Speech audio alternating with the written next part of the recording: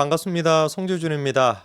주말 동안에 있었던 안타까운 소식으로 인해서 참 많은 분들의 가슴이 무거우실 것 같습니다. 저 또한 마찬가지로 일요일 날 아침에 나왔던 그 소식을 듣고 가슴이 철렁 내려앉더라고요. 어쩌다가 대한민국에 또 이런 사고가 발생을 해가지고 워낙에 이제 지금 정치 같은 경우도 뒤숭숭하고 그런 상태인데 연말을 맞이해서 이런 소식까지 나오다 보니까 너무나 제가 또 가슴이 좋지가 않았습니다. 저뿐만 아니라 연말을 맞이해가지고 여행을 준비하시는 분들 많이 계셨을 것이고 지금도 심지어 그날 돌아오시는 분들도 많았을 것 같은데 참 관련된 소식을 들으면서 걱정도 되고 또 불안해가지고 참 여러모로 참 우리 모두에게 가슴 아픈 사고가 아닐 수가 없습니다. 관련돼가지고 하루라도 빨리 조치가 이루어지고 사후 조치가 이루어지고 원인 또한 철저하게 규명이 돼야 되겠죠. 국민들은 이렇게 안타까운 사고가 발생을 해서 이렇게 심정도 좋지 않은 상태인데 정치권 같은 경우는 여전히 정쟁만 이어지고 있는 상태입니다. 참 기가 막힐 노릇이죠. 이번에 이제 그 최상목 경제부총리 같은 경우는 사고가 발생한 지 50분 만에 컨트롤 타워가 이제 또 만들어지고 누구보다도 먼저 현장에 또 가가지고 이제 관련된 조치를 취하는 그런 모습을 보여줬는데 근데 이게 근본적으로 좀 한계가 있다 이런 지적이 나옵니다. 그도 그럴 것이 바로 직전에 이제 그 한덕수 권한대행에 대해 가지고 민주당이 탄핵을 하지 않았습니까?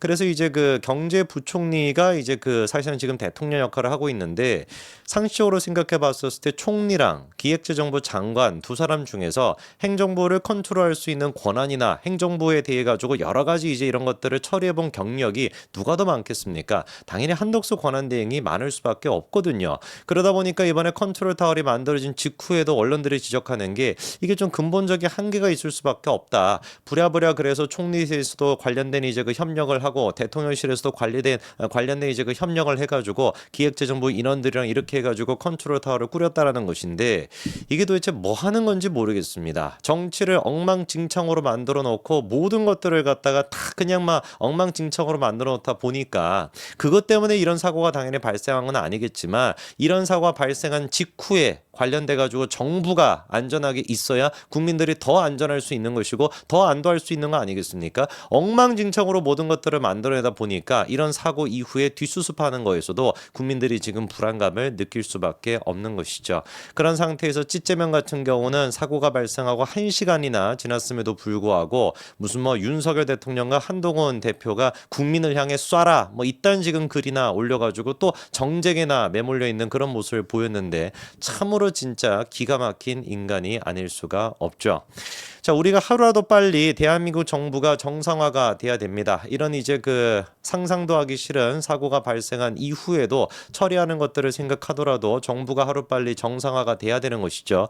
이런 어떤 사고뿐만 아니라 지금 경제가 됐거나 외교 문제가 됐거나 코스피나 환율이나 모든 것들이 지금 다 엉망진창이에요. 사실상 대한민국 같은 경우는 지금 무정부 상태에 있다라고 봐야 됩니다. 거기다가 한술 더 떠가지고 지금 찌째명은 뭐 하겠다라는 거예요. 국무위원 5명까지도 지들 뜻대로 안 움직이면 다 탄핵을 시키겠다. 국무회의 자체를 마비시키겠다. 이런 식의 지금 얘기까지도 나오지 않습니까? 국무회의가 마비가 되게 되면 행정부 자체가 사라지는 겁니다. 입법부밖에 없는 거예요. 사법부야 뭘 하겠습니까? 사법부가 입법부 혼자서 모든 것들을 다 통제하게 되는데 그 입법부를 통제하고 있는 게 누구예요? 찌교도들 아닙니까? 완전히 그러니까 파쇼지금 정당을 만들겠다고 하고 있는 거예요. 이런 진짜 폐악질을 하고 있는 것들을 우리가 가만히 놔둬서야 되겠습니까? 대한민국을 하루라도 빨리 정상화시키기 위해서라도 이재명 같은 저런 저질스러운 정치인들을 갖다가 우리가 정리해야 되는 거 아닐까요?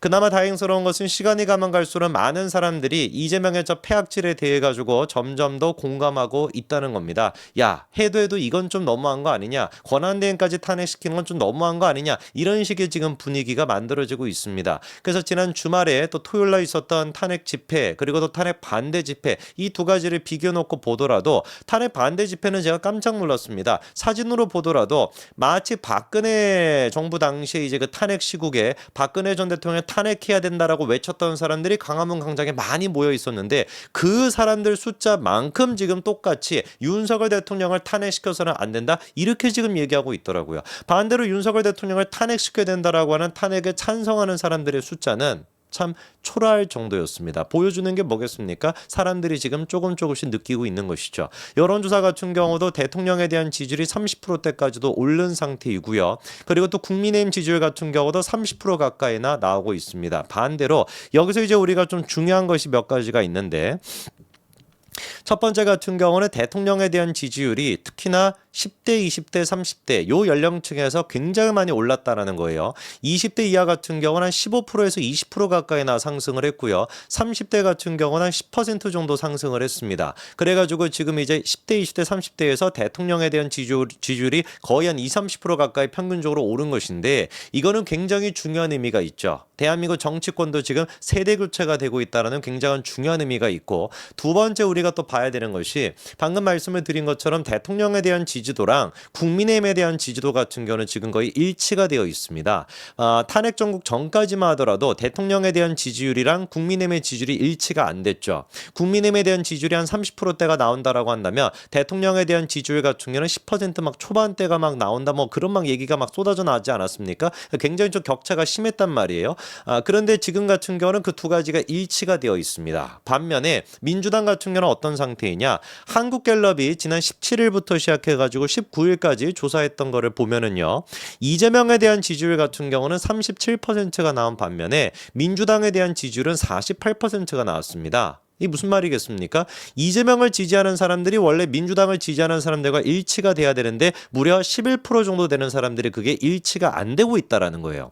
자, 그러면은 민주당을 지지하고 있지만 이재명을 지지하지 않는다라는 11%의 사람들의 정체는 뭘까? 제가 보기 간단한 겁니다. 흔히 얘기하는 중도층에 있는 사람들이죠. 정치에 대해서 그다지 그렇게 관심이 없는 사람들인데, 이 사람들한테 최근에 엄청나게 쇼킹한 사고가 있지 않았습니까? 계엄이라고 하는 사건이 있었죠. 그러니까 이 사람들 입장에서는 내가 정치에 대해서 잘 모르는데 계엄이라고 하는 너무 충격적인 사건이 발생하다 보니까 그거에 대한 여파로 민주당에 대한 지지도로 조금 이제 가 있는 상태지만, 그렇다라고 누구를 지지하지는 않는다? 이재명을 지지하지는 않는다. 충분히 그렇기 때문에 지금 한국갤럽 조사를 따진다면은 11% 가까이 되는 이 중도층, 계엄 사태로 인해 가지고 깜짝 놀라서 지금은 민주당을 지지한다라고 밝히고 있지만, 이 사태가 진정이 되면 진정이 될수록 이 11%의 사람들은 뭐가 될 것이다? 빠질 수밖에 없다. 그러면 충분히 우리가 어떻다라는 거예요? 민주당과 맞서 싸워가지고 해볼만 하다라는 거죠.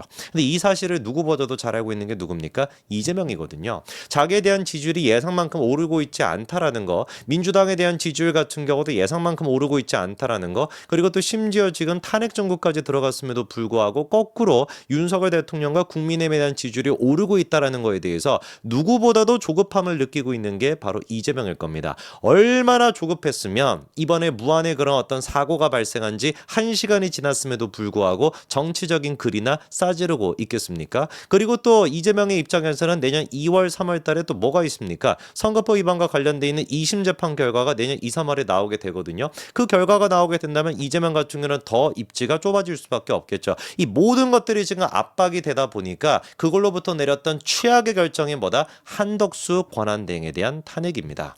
근데 지금 많은 법률 전문가들이 지적하고 있는 것이, 이거는 이미 가처분 신청이 진행이 되고 있고요. 그래서 금방 이제 결과가 나올 텐데 100% 헌재에 가게 된다면은 이 한덕수 권한대행에 대한 이런 효력 정지 가처분 신청 자체가 받아들여질 가능성이 높다라는 게 대부분의 사람들의 생각입니다. 왜? 애당초 한덕수에 대해 가지고 지금 탄핵을 시키겠다라는 근거가 5개 정도가 있는데요. 3가지 같은 경우는 총리 시절의 사유입니다. 근데 생각해 보세요. 지금 한덕수 권한대행은 직함이 뭡니까? 총리가 아니라 권한대행이에요. 권한대행인 사람을 총리 때 일을 가지고 탄핵을 시킨다라는 게 이게 성립이 됩니까? 이거는 마치 뭐와 똑같은 거냐면 성재준이를 잡았어. 성재준이를 잡아가지고 조사를 하고 있는데 A라고 하는 걸로 기소가 됐어. 근데 옛날에 찾아보니까 너 옛날에 초등학생 때 이런 잘못됐네? 이것도 처벌받아. 이렇게 얘기하는 거랑 똑같은 거거든요. 애당초 총리 때 잘못했다라는 3가지도 잘못한 게 아니지만 논리적으로도 이게 법리적으로도 성립이 안 되는 겁니다. 그리고 이제 권한대행일 때 지금 이제 탄핵 사유가 된다라고 하는 그 2가지 가지 같은 경우도 뭐냐면은 지들 마음대로 24일까지 특검법에 대해 가지고 이거를 찬성을 할 것인지 반대를 할 것인지 이거를 국무회의에 올려라. 근데 그걸 올리지 않았기 때문에 헌법재판관에 대한 것도 이걸 올리지 않았기 때문에 그래서 탄핵을 한다라는 거거든요. 이제 그 특검법과 그다음에 헌재의 재판관 임명에 대해 가지고. 근데 이 두 가지도 법리적인 근거가 아무것도 없는 게 원래 헌법에 따르면 언제까지 하면 되는 것이냐면 내년 1월 1일까지 하면 되는 겁니다. 1월 1일까지예요, 데드라인이. 근데 쥐들 멋대로 24일, 26일 이렇게 해가지고 26일까지 안 했으니까 탄핵 이렇게 지금 한 거란 말이에요. 아무런 법률적인 근거가 없습니다. 원래 1월 1일까지 했으면 되는 거니까. 1월 1일까지 기다렸다가 그때도 뭐 안 했다라고 한다면 어떻게 할 수도 있겠지만 오죽 답답하고 오죽 급했으면은 그렇게 지금 민주당이 했겠냐고요. 저는 이게 100% 자충수가 이미 됐다라고 봅니다. 관련돼 가지고 지금 여론조사 결과를 보더라도 이거는 진짜 해도 너무하다. 정부를 이렇게나 무정부 상태로 만들어도 되냐. 그러다 보니까 이런 지금 국가적인 사고가 발생했었을 때도 관련돼 가지고 사후 조치가 이거 부적절한 거 아닌가? 사후 조치가 제대로 이루어지지 않는 거 아니냐? 이런 지금 국민적인 불안감을 키우고 있다라는 거거든요.